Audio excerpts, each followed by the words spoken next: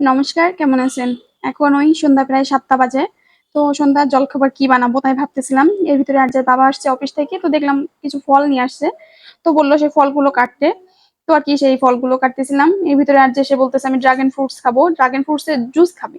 বললাম যে তুমি এমনি খাও একটা, খাইলে তারপর আমি তোমারে জুস করে দিব। কিন্তু না সে এমনি খাবে না, জুস খাবে। আমি তো জানি সে খাবে না। সে এর ভিতরে যে ছোট, ছোট কালো দানা থাকে এজন্য খেতেই চায় না।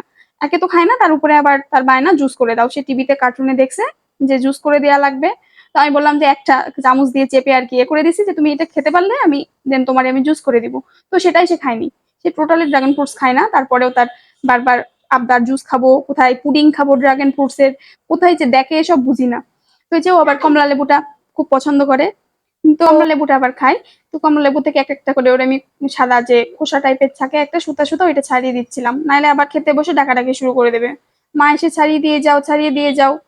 তারপর সে খেতে বসে বাবাকে পরামর্শ দিচ্ছে, বাবা মাকে বলো ড্রাগন ফ্রুটস এর পুডিং বানিয়ে দিতে, খুব সুন্দর লাগে খেতে। এভাবে খুব ভালো লাগবে না, ওইভাবে খেতে অনেক সুন্দর লাগে। আজকাল এত পাকনা বুড়ি হয়েছে যে কি বলবো।